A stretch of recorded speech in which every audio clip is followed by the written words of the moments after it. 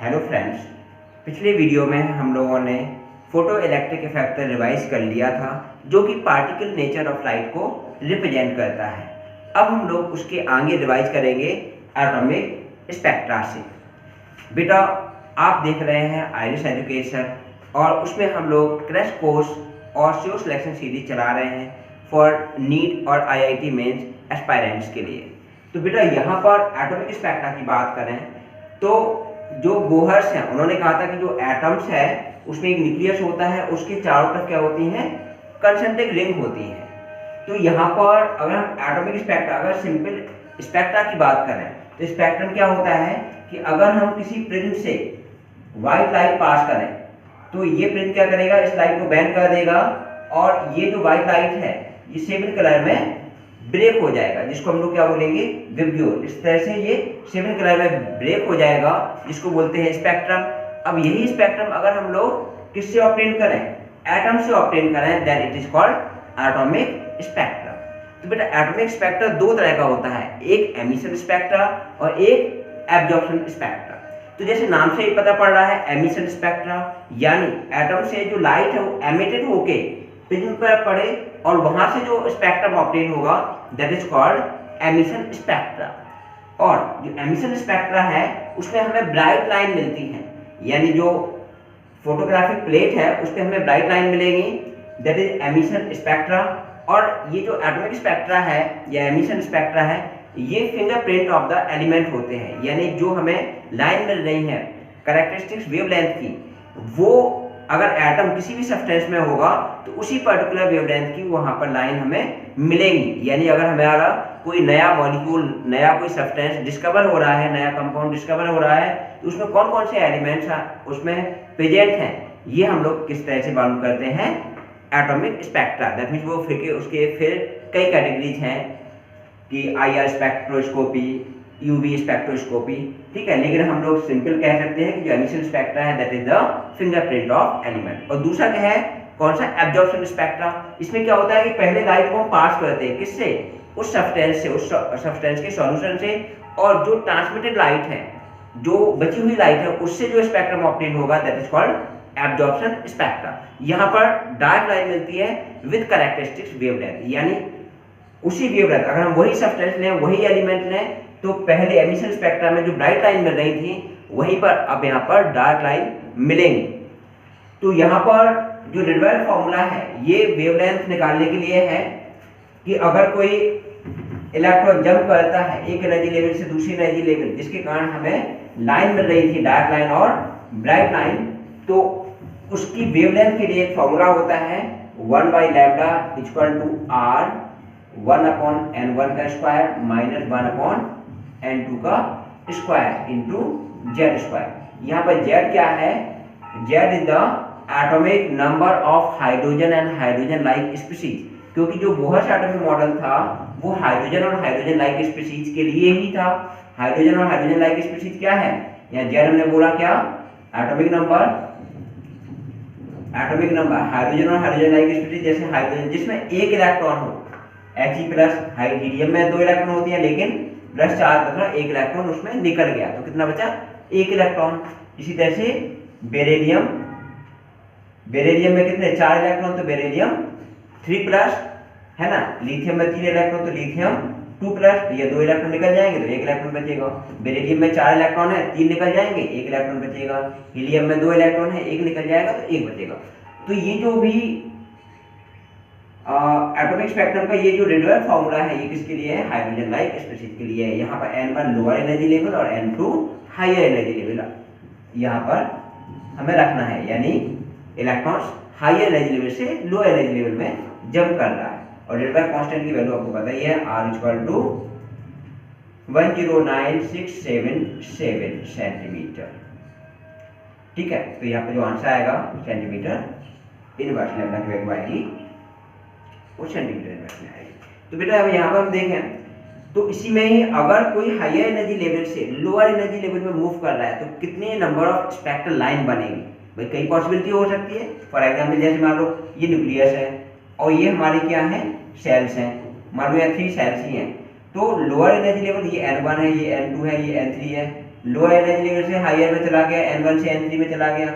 अब N3 से possibility कितनी है, हो सकता है वो डायरेक्ट N1 में चला जाए, हो सकता है वो पहले N2 में जाए फिर N1 में जाए। तो कितनी स्पेक्ट्रल लाइन मिल रही है, 1, 2 और 3।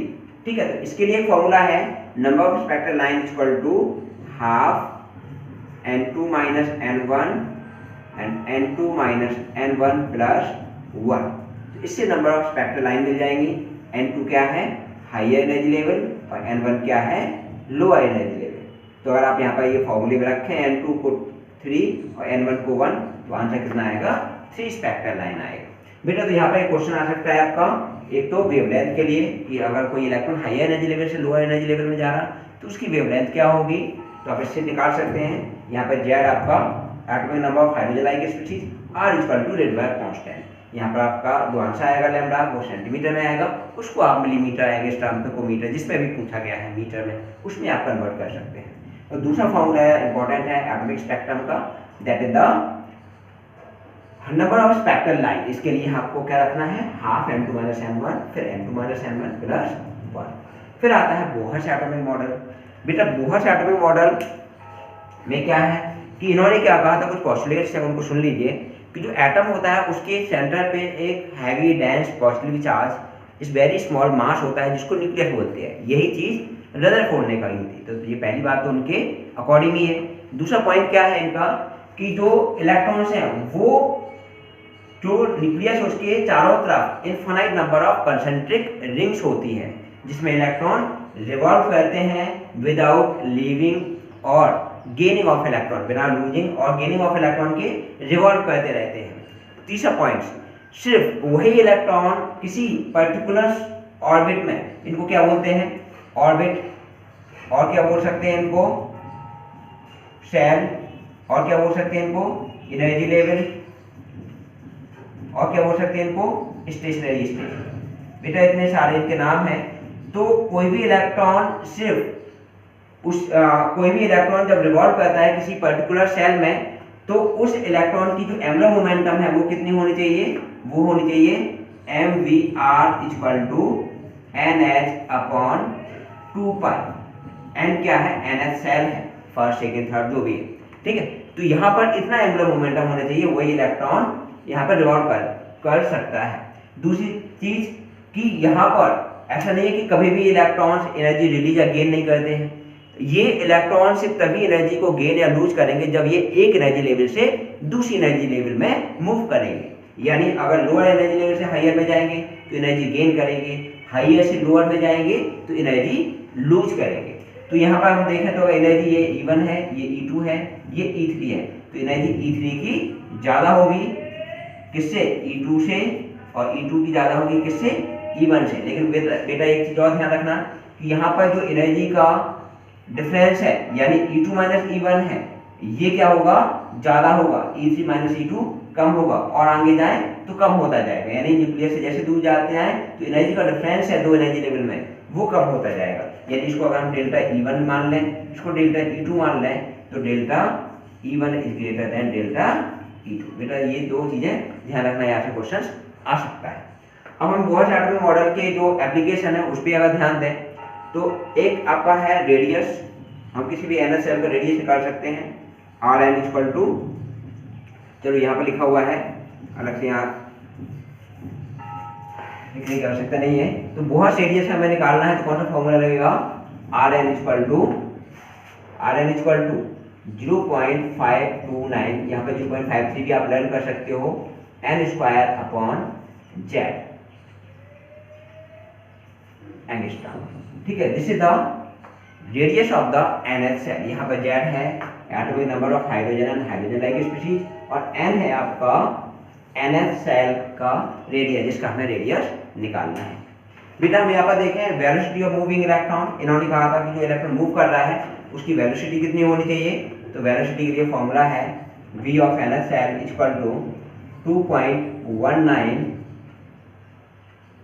Into 10 to the power 8 centimetre Z upon N centimetre per second. बेटा अगर हमें मीटर पर सेकेंड लिखना है तो यहाँ पर 10 टू द पावर 6 लिख लेंगे। तो ये nth सेल के लिए जो इलेक्ट्रॉन की वेलोसिटी है उसका फॉर्मूला है। नंबर ऑफ रिवॉल्यूशन पर सेकेंड, यहाँ पर जो नंबर ऑफ रिवॉल्यूशन पर सेकेंड है जिसको हम लोग n से रिप्रेजेंट कर सकते हैं या फ्रीक्वेंसी है, वो डायरेक्टली प्रोपोर्शनल होता है L square upon Z square upon NQ के, Z स्क्वायर अपॉन NQ के। यानी जो नंबर ऑफ रिवॉल्यूशन पर सेकेंड है वो होता है Z स्क्वायर अपॉन NQ के। क्योंकि क्वेश्चन जो आता है वो इस तरह से आता है कि अगर सेकंड सेल में इसकी फ्रीक्वेंसी इतनी है या नंबर ऑफ रिवॉल्यूशन इतने हैं, तो बताइए थर्ड सेल में नंबर ऑफ रिवॉल्यूशन बताइए कितना होगा। तो भैया Z तो Z कट ही जाएगा, तो थर्ड सेल में आप निकाल सकते हैं। या फिर ऐसा आ सकता है कि हाइड्रोजन लाइक स्पीशीज, हाइड्रोजन में सेकेंड सेल में या थर्ड सेल में इतने नंबर ऑफ रिवॉल्यूशन पर सेकेंड है, तो मतलब बेरिलियम 3+ में कितने होंगे उसी सेल में, ठीक है, तो निकाल सकते हो। डिफरेंट सेल में तभी निकाल सकते हो क्योंकि Z भी हमें पता है और nth सेल भी हमें पता है। एनर्जी ऑफ मूविंग इलेक्ट्रॉन, बेटा यहाँ पर क्या करना है आपको, तो एक ही फॉर्मूला याद रखना है, En = 13.6 Z square upon n square electron volt पर एटम। अब देखो बेटा कई फॉर्मूले हुए, किलो जूल पर मोल है ना, किलो कैलोरी पर मोल, जूल पर एटम, सारे आप इसी फॉर्मूले से निकाल सकते हो। कैसे, अब जैसे इलेक्ट्रॉन वोल्ट को आपको किस में कन्वर्ट करना है, जूल में कन्वर्ट करना है, ठीक है। तो अगर हमें जूल में कन्वर्ट करना है तो हम लोग क्या करेंगे, जो चार्ज होता है इलेक्ट्रॉन का उससे मल्टीप्लाई कर देंगे, यानी इसी को क्या लिख सकते हैं 13.6 इंटू 1.6 इंटू 10⁻⁻19। अब ये क्या हो जाएगा, जूल पर एटम, और Z square upon n square तो रहेगा ही रहेगा, दिस इज द जूल पर एटम। अब बेटा इसको हमें किलो जूल में बदलना है तो इसको 1000 से डिवाइड कर दें। अब हमें पर मोल में बदलना है तो बेटा एक एटम के लिए, ठीक है, एक एटम के लिए इतनी जूल एनर्जी होती है किसी nth सेल में, तो 1 मोल के लिए कितना आएगा, En = 13.6 into 1.6 into 10⁻⁻19 into 6.022 into 10⁻23 Z square upon n square, ये क्या हो जाएगा, जूल पर मोल। अब बेटा अगर आपको इसको कैलोरी पर मोल में बदलना है तो डिवाइड कर देना 4.2 से नियर अबाउट, ठीक है। और अगर हमें किलो जूल में पर मोल में बदलना है तो इसी को 1000 से और डिवाइड कर देंगे। तो इस तरह से जो हम लोग एनर्जी है वो कन्वर्ट कर सकते हैं। बस आप एक फॉर्मूला याद रख लीजिए, इलेक्ट्रॉन वोल्ट पर एटम में 13.6 Z square upon n square electron volt पर एटम, इसको जूल में कन्वर्ट करना है तो 13.6 into 1.6 into 10⁻⁻19 Z square upon n square joule पर एटम, यानी क्या किया, चार्ज ऑफ इलेक्ट्रॉन से मल्टीप्लाई कर दिया। और अगर हमें जूल पर मोल, वो जूल पर एटम था, तो हमें एवोगाड्रो नंबर से और मल्टीप्लाई करना होगा, और इसको अगर हमें कैलोरी पर मोल में बदलना है तो डिवाइड करना होगा 4.2 से, क्योंकि 1 कैलोरी = 4.2 जूल। अब आता है डी ब्रॉगली इक्वेशन, लेकिन इसके पहले बोहर्स जो एटॉमिक मॉडल था इसके काफी ड्रॉबैक थे। जैसे एक ड्रॉबैक था कि ये सिर्फ हाइड्रोजन और हाइड्रोजन लाइक स्पीशीज के लिए ही एप्लीकेबल है, यानी ये मल्टी इलेक्ट्रॉन्स स्पीशीज के लिए एप्लीकेबल नहीं है। दूसरा ड्रॉबैक क्या था कि जो एटॉमिक स्पेक्ट्रा है, अगर हम इलेक्ट्रिक फील्ड में अगर हम इसको ऑब्टेन करें, ठीक है, तो इसको बोलते हैं स्टार्क इफेक्ट। तो स्टार्क इफेक्ट को नहीं समझा पाए थे। उसमें क्या होता है कि ये जो स्पेक्ट्रल लाइन है वो फर्दर फाइन लाइन में क्या हो जाता है, डिवाइड हो जाता है, टूट जाता है, ब्रेक हो जाता है। इसी तरह से अगर मैग्नेटिक फील्ड में एटॉमिक स्पेक्ट्रा ऑब्टेन करें तो ये फिर फर्दर स्मॉल लाइन यानी फर्दर फाइन लाइन में ये ब्रेक हो जाएगा, जिसको बोलते हैं जीमैन इफेक्ट। तो जीमैन और स्टार्क इफेक्ट को नहीं समझा पाए थे बोहर्स एटॉमिक मॉडल। तो इस तरह से, और यहाँ पर हम देखें तो फिर हुआ क्वांटम मैकेनिकल मॉडल, जिसको हम लोग नेक्स्ट वीडियो में पढ़ेंगे। लेकिन उसके पहले डी ब्रॉगली इक्वेशन और हाइजेनबर्ग अनसर्टेनिटी प्रिंसिपल, इन्होंने दो चीजें बताई जो इनके मॉडल को फिट नहीं बैठ रही थी, और आगे क्वांटम मैकेनिकल मॉडल बना। तो डी ब्रॉगली इक्वेशन ने ये बताया था कि जो इलेक्ट्रॉन्स हैं वो पार्टिकल नेचर नहीं होते, पार्टिकल नेचर तो होते ही हैं, साथ साथ में वो क्या करते हैं, वेव नेचर भी होते हैं, यानी ये डुअल नेचर शो करते हैं। तो इन्होंने कहा था कि कोई भी सब एटॉमिक पार्टिकल या माइक्रोस्कोपिक पार्टिकल हाई स्पीड से जब वो मूव करता है तो वेव और पार्टिकल नेचर दोनों की तरह बिहेव करता है। तो इसके लिए इन्होंने एक इक्वेशन दी, लैम्डा डी ब्रॉगली वेवलेंथ जिसको बोलते हैं, लैम्डा h/mv। mv क्या है, मोमेंटम है, तो h/pv लिख सकते हैं। और उसको काइनेटिक एनर्जी में कन्वर्ट करें तो h/√2m काइनेटिक एनर्जी। और अगर ये एनर्जी इलेक्ट्रॉन वोल्ट में है तो इसको लिख सकते हैं h/√2m इलेक्ट्रॉन वोल्ट। तो बेटा इस तरह से ये फॉर्मूले हैं जिस पे न्यूमेरिकल आता है, और हमने पिछले वीडियो में इस पे न्यूमेरिकल भी आपको कराया हुआ है। हाइजेनबर्ग अनसर्टेनिटी प्रिंसिपल ये क्या कहते हैं, ये कहते हैं कि कोई भी मूविंग इलेक्ट्रॉन है किसी भी एटम में, तो उसकी एग्जैक्ट पोजीशन और एग्जैक्ट वेलोसिटी या एग्जैक्ट मोमेंटम, यानी पोजीशन और मोमेंटम एक साथ साइमल्टेनियसली फाइंड आउट नहीं कर सकते, या फिर ऐसा भी कह सकते हैं कि एग्जैक्ट पोजीशन और exact velocity simultaneously find out नहीं कर सकते। तो इन्होंने एक फॉर्मूला दिया था, delta x into delta p equal to greater than h upon 4 pi, या इसी को लिख सकते हैं डेल्टा एक्स और डेल्टा पी को क्या लिख सकते हैं, एम इंटू डेल्टा पी। तो डेल्टा पी यहाँ लिख दें और एम को यहाँ नीचे ले आए 4 पाई एम। तो अनसर्टेनिटी इन पोजीशन और डेल्टा पी क्या है, अनसर्टेनिटी इन मोमेंटम, या डेल्टा वी क्या है, अनसर्टेनिटी इन वेलोसिटी। तो इन्होंने कहा था कि हम लोग दोनों चीजें फाइंड आउट नहीं कर सकते, इस पे भी न्यूमेरिकल आता है। तो ओवरऑल अगर हम देखें बेटा, तो इसमें सबसे ज्यादा इंपॉर्टेंट क्या है, बोअर-शार्टरबिन मॉडल। और बोअर-शार्टरबिन मॉडल में इस पे क्वेश्चन हमेशा आते हैं, रेडियस पे आता है, वेलोसिटी पे आता है, फ्रीक्वेंसी पे आ सकता है, एनर्जी पे तो बहुत ही इंपॉर्टेंट है, इस पे क्वेश्चन हमेशा आते ही आता है। पिछले वीडियो में हमने इस पे एक क्वेश्चन भी करवाया था जो प्रीवियस ईयर में आया हुआ है, ये भी बहुत इंपॉर्टेंट है, इस पे बहुत सारे क्वेश्चन आते हैं। हाइजेनबर्ग अनसर्टेनिटी प्रिंसिपल पे भी क्वेश्चन आते हैं। यहाँ पे ये फॉर्मूला आपको याद रखना है, number of spectral line half n2 - n1 n2 - n1 + 1 और delta constant 1/λ equal to r 1/n1 का स्क्वायर माइनस 1/n2 का स्क्वायर इनटू z स्क्वायर। बेटा यहीं पर एक चीज और हम आपको बता दें कि अगर इलेक्ट्रॉन हाई एनर्जी लेवल से फर्स्ट एनर्जी लेवल में जाता है, तो यहाँ पर कुछ पर्टिकुलर वेवलेंथ की हमें जो लाइट मिलती है वो एक रीजन में आती है। जैसे अगर इलेक्ट्रॉन किसी भी हाई एनर्जी लेवल से फर्स्ट एनर्जी लेवल में जाएगा, तो वहाँ पर जो लाइट मिलेगी वो अल्ट्रावायलेट रीजन की लाइट मिलेगी। ऐसे हाई एनर्जी लेवल से सेकेंड एनर्जी लेवल में आएगा तो वहाँ पर विजिबल रीजन की लाइट मिलेगी, और अगर हाई एनर्जी लेवल से थर्ड में जाएगा तो फिर IR रीजन की लाइट मिलेगी। तो इसको बोलते हैं, ये सीरीज है, यानी जो N1 पे इलेक्ट्रॉन हाइयर से N1 में जाएगा उसको बोलेंगे रायमन सीरीज, जिसमें हमें अल्ट्रावायलेट रीजन की लाइट मिल रही थी, और जब हाइयर से N2 में जाएगा उसको बोलेंगे बाल्मर सीरीज, जिससे हमें विजिबल रीजन की लाइट मिल रही थी, और हाइयर से थर्ड में जाएगा उसको बोलेंगे पार्सन सीरीज, जिसमें हमें IR इंफ्रारेड रीजन की लाइट मिल रही थी, फिर ब्रैकेट, फिर फंड, फिर हमफ्री। तो इस तरह से ये सीरीज है, लेकिन थर्ड और उसके बाद वाली जो भी सीरीज है उसमें हमें IR इंफ्रारेड रीजन की लाइट ही मिलती है। एक क्वेश्चन और आता है कि सबसे पहले हमें कौन सा जो सीरीज है कौन सी सबसे पहले डिस्कवर हुई, तो हमें विजिबल रीजन की लाइट ही सबसे पहले ऑब्टेन हुई, क्योंकि वही हम लोग सबसे पहले क्या सर्च कर पाएंगे जो हमें दिख रही है, दैट मीन्स बाल्मर सीरीज। तो इस तरह से बेटा इसका आप अच्छे से रिवाइज कर लीजिए इसको, और यहाँ से क्वेश्चन बनता ही बनता है। अब हम लोग मिलेंगे नेक्स्ट वीडियो में। अगर आपको ये वीडियो पसंद आया हो तो बेटा प्लीज़ लाइक और सब्सक्राइब कर देना। Thank you.